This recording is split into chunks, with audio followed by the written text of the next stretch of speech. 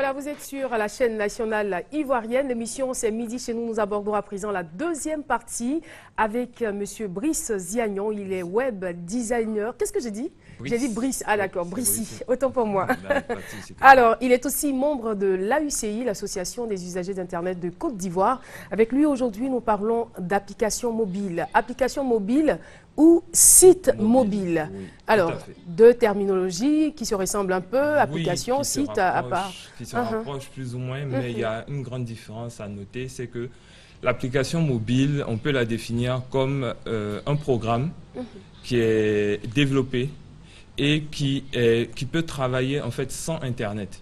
Pour être vraiment terre à terre, pour être plus simple. Ça, c'est l'application mobile, qui peut fonctionner sur un appareil. Ouais, sur un appareil, un terminal qui soit smartphone ou tablette, et qui peut fonctionner hors ligne, comme on le dit, c'est-à-dire sans Internet. Par contre, le site mobile, c'est un site web, mais adapté justement à ces terminaux, soit la tablette, soit le smartphone. Donc, c'est pareil qu'un site classique qu'on retrouve sur les ordinateurs, mais avec les éléments réajustés afin de faciliter et de rendre plus conviviale la navigation via les petits terminaux. Voilà. D'accord. Je pense qu'on va mieux comprendre au fur et à mesure. Hein. C'est vrai que vous vous exprimez dans des thèmes simples. Mais je veux dire, qui doit par exemple utiliser l'application mobile, à quel moment l'utiliser et qui doit aussi utiliser le site mobile? Ok, donc pour faire plus simple, on dira simplement que l'application mobile, elle est interactive. Et donc, c'est-à-dire l'application mobile, elle permet à l'utilisateur de pouvoir interagir avec le client, disons l'entreprise qui a développé cette application. Prenons un exemple, disons question d'actualité, la Coupe du Monde, par exemple. Une application mobile concernant la Coupe du Monde te permettra, toi, de rentrer une information, par exemple, suivre tous les matchs du Brésil, et l'application te répond. Te dit, voici tous les matchs du Brésil, voici les résultats et tout. Par contre... Donc l'application est par exemple installée sur ton téléphone. Oui, elle est installée, l'application, elle est téléchargeable et installable sur le terminal, qu'il soit smartphone ou tablette. D'accord. Voilà. Donc tu n'as pas Internet, mais parce que tu as réussi à la télécharger, l'application donc, tout à fait. Tu peux avoir toutes les informations. Oui, mais pour pouvoir télécharger, il faut avoir Internet. Pour télécharger, il faut Internet. L'avantage en fait de l'application, c'est que une fois qu'elle est téléchargée et que la base de données est mise à jour, les informations sont mises à jour, vous pouvez avoir accès à toutes vos informations via le terminal. Et comment se fait cette mise à jour? Cette mise à jour se fera aussi grâce à Internet. Il y a une fonction qui existe qu'on appelle la fonction push, qui t'envoie des notifications pour te dire que l'application que vous avez installée vient d'avoir une nouvelle version. Veuillez télécharger ou mettre à jour votre application. Donc, l'idéal, c'est d'avoir la connexion à Internet à tout moment si on installe son application mobile. Pas forcément avec à tout tous les moment. Téléchargements, toutes les mises à jour qu'il y a lieu de faire. C'est sûr que pour les téléchargements et les mises à jour, vous avez besoin d'une connexion Internet. Mais l'avantage justement par rapport au site mobile, c'est que l'application, une fois qu'elle est installée, tout ce que vous avez enregistré reste dans le téléphone. D'accord. Et l'application mobile a un avantage encore, c'est qu'il permet d'utiliser les informations qui sont dans le terminal. C'est-à-dire qu'il peut avoir accès à vos informations GPS, il peut avoir accès à vos informations, à votre carnet d'adresse, ou encore à l'accéléromètre qui permet justement de gérer les positions en fonction du déplacement du mobile pour savoir si on va à gauche, si on va à droite et tout. C'est là un des avantages de l'application mobile. C'est que lui te permet de vraiment rentrer, s'imprégner de tes données pour pouvoir interagir avec le concepteur de l'application. Du coup, ça permet d'avoir de meilleures statistiques parce que tu sais combien de fois ton application a été téléchargée, tu sais plus ou moins les notes que tu obtiens via ton application. Est-ce que l'application est viable? Mais qu'est-ce que ça t'apporte de savoir tout cela?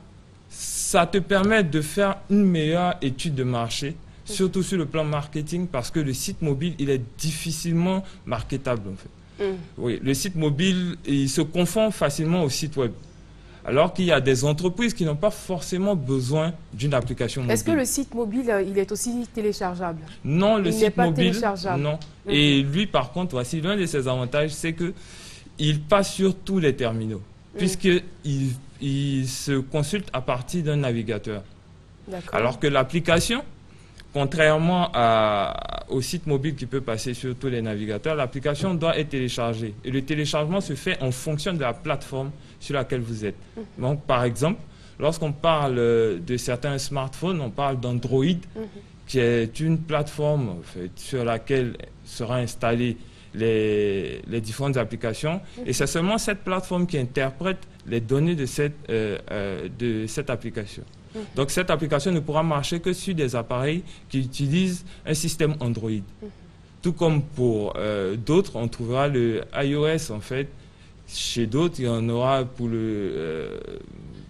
pour éviter les publicités, on évitera certainement. Mais dire qu'il y a plusieurs plateformes qui existent. Et sur ces différentes plateformes, il faut développer à chaque fois, c'est-à-dire pratiquement repartir à zéro pour développer l'application pour qu'elle soit compatible avec cette plateforme. Il n'y a pas d'intercompatibilité de plateforme.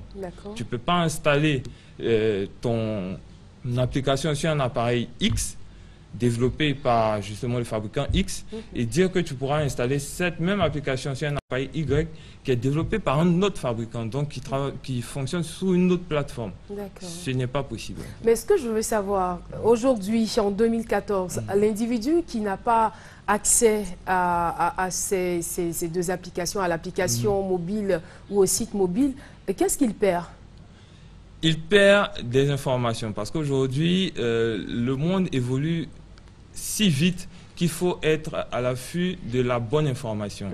Et du coup, si tu n'es pas, disons, à la pointe, comme on le dit souvent, si tu n'es pas à la pointe de l'information, il te sera difficile de pouvoir même interagir dans le monde. Parce que les informations vont toujours te dépasser. Et être dépassé par les événements, c'est dangereux. Parce que l'information est cruciale. Elle te permettra de pouvoir prendre des décisions. Elle te permettra de pouvoir mieux t'organiser et elle te permettra surtout de pouvoir tirer profit de tout ce qui est autour de toi. Comme par exemple lorsqu'il y a des promos, différentes promos, si tu n'es pas disons, au courant de ces promos, tu risques encore de te faire gruger. Alors que via des applications et tout, les entreprises ont tendance à communiquer sur leurs offres, sur leurs différentes promos. Et du coup, pour tous ceux qui utilisent ces applications, ils sont à même de se plaindre, comme on le voit très souvent sur certains réseaux sociaux. Voici ce qui a été déclaré, mais voici ce qui se fait sur le terrain. Et là, selon certaines statistiques prises sur... Mais en même temps, il faut dire que les réseaux sociaux ne servent pas seulement qu'à se plaindre. Non, pas du tout, pas du tout. En fait, ça, je dirais que c'est dû très souvent à la mauvaise information, à la mauvaise formation concernant les réseaux sociaux. Parce que les réseaux sociaux communs que nous avons ici, on les utilise très souvent pour communiquer sur nos données personnelles, ce qui est d'ailleurs un peu dangereux. Alors que les réseaux sociaux... Où se situe le danger à ce niveau? Le danger... Qu'on puisse par exemple dire ce qu'on a fait de la journée, ce qu'on a mangé, ou où est-ce qu'on a fait notre shopping, tout ça. Quel est le danger, les arnaqueurs? Je donnerais juste un point en fait, que je trouve assez dangereux. C'est que lorsque vous donnez vos informations et tout, très souvent, il y a vos positions qui sont localisées. D'accord. Et donc, à chaque fois que vous dites, je suis dans tel restaurant, on sait à quelle heure vous étiez à tel endroit. Ensuite, je suis là, je suis ici, je suis ça. Et au fur et à mesure, si on arrive à suivre votre itinéraire, pour des personnes qui sont assez maniaques sur les bords, ils peuvent, un jour comme ça, vous intercepter parce que, justement, on remarque que tous les mardis, vous partez manger à telle heure, à tel endroit. Et ça, c'est vrai, c'est bien de communiquer sur ce qu'on fait, de communiquer sur ce qu'on vit, mais il faut faire aussi attention à ne pas trop dévoiler sa vie privée sur les réseaux sociaux. D'autant plus que nous ne savons pas exactement qui est derrière. C'est clair. Nous savons juste que voilà, quand vous dites nous ne savons pas qui est derrière, vous ne parlez pas des simples internautes, mais de ceux à la base de qui ceux gèrent... qui interprètent justement vos données, de ceux qui reçoivent vos données. Nous ne savons pas qui ils sont. Comme on a l'habitude de le dire, voilà, c'est vrai qu'on fait confiance, par exemple, au médecin, mais tu ne sais pas si celui qui est en face de toi a effectivement eu le diplôme de médecin. Et donc, c'est pareil. Tu donnes tes informations, on te dit, il y a un nouveau réseau social qui est mis en route, tu donnes tes informations, et là, tu peux te retrouver très facilement dans certaines situation désagréable. D'accord, on Voilà. revient donc à nos applications, Tout à fait. notre application mobile et à notre site mobile. Je veux dire, comment doit se faire le choix de l'un de ces deux-là? Qui doit choisir l'application mobile au détriment, par exemple, du site mobile? Ou est-ce qu'on a, par exemple, si on est une entreprise, les deux nous arrangent? Bon. Qui doit choisir? Normalement, c'est l'entreprise. Je dirais qui doit choisir quoi? Voilà. Qui doit choisir quoi? C'est l'entreprise qui doit choisir s'il faut prendre une application mobile ou, du moins, c'est l'entreprise qui doit définir ses besoins. Et maintenant, le spécialiste dira qu'est-ce qui est plus approprié pour répondre à ce besoin. Est-ce une application mobile? Est-ce un site mobile? Donc, il faut toujours consulter un spécialiste en la matière. Toujours. Dans les métiers du web, il faut toujours, lorsqu'on veut faire de la communication sur le web, se référer à un spécialiste. Ça, c'est quand on est une entreprise. Oui, même au niveau personnel, en fait. D'accord. C'est important pour éviter de faire des dépenses inutiles. Et surtout pour mieux communiquer, pour être mieux vu. Parce que il y a certaines entreprises qui font juste de la pub de notoriété ou qui veulent juste parler de ce qu'elles existent et voici leurs différents services. On ne leur proposera pas une application mobile parce qu'il n'y a aucune interaction avec celui qui ira, comme on le dit, le mobinote, celui qui utilisera son terminal mobile pour aller sur le site. Donc je comprends que l'entreprise, à ce niveau-là, doit choisir le site mobile. Le site mobile, qui est plus approprié. Par contre, il y a d'autres entreprises qui aiment bien communiquer, qui aiment bien avoir le retour de ceux qui visitent leurs applications, enfin, ceux qui vont visiter et découvrir leurs produits. Dans ce cas, il est plus intéressant. Mais je veux dire, avec l'évolution des choses aujourd'hui, est-ce qu'une entreprise peut être aussi figée, comme vous l'indiquez? Est-ce qu'une entreprise peut ne pas être interactive? C'est possible? C'est possible. Si, c'est possible. Si, c'est tout à fait possible parce que moi, je vous prendrai par exemple, disons, un cabinet d'avocats classique qui veut communiquer sur ses prestations, mais qui ne cherche pas à avoir, disons, des clients ou tout via ses réseaux pour l'instant. Donc, ce cabinet, tu n'iras pas lui proposer une application qui lui permettra de... disons, de prendre des rendez-vous, bien de savoir ce qu'on pense. Non, eux, ils veulent juste qu'on sache que ce cabinet existe aussi sur les réseaux sociaux. Mais à quelle fin? De la pub de notoriété, comme on le dit. D'accord. Fait parler de moi, savoir que je suis là et que je suis le meilleur. Mais très souvent. Ok. Maintenant, il y a d'autres qui diront, derrière cela, propose-moi une application qui me permettra de gérer mes rendez-vous, de pouvoir gérer aussi mon calendrier, de pouvoir avoir le retour de mes différents clients, qu'est-ce qu'ils en pensent, est-ce qu'ils sont prêts à revenir, est-ce qu'ils arrivent à recommander par exemple notre application et tout. Voilà. Donc c'est au niveau, disons, de l'orientation que veut prendre l'entreprise qu'on dira oui pour site mobile ou oui pour application mobile. Mais il est plus intéressant pour toutes les entreprises de se tourner vers les deux solutions. En fait. Vraiment plus intéressant parce que on a deux publics différents. Le site mobile te permet d'avoir des objectifs aussi variés. Voilà, le site mobile te permet d'avoir des informations directes. On ne vient pas tourner, on n'a pas beaucoup de clics à passer. Quand tu viens, tu vas avoir la présentation, tu vas avoir les contacts. Tu vas sur contact, tu as les contacts. Il n'y a pas, je vais sur contact, ok. Comment vous appelez-vous? Voulez-vous envoyer un formulaire? Tout c'est trop long. D'accord. Donc, tout est clair. Hein?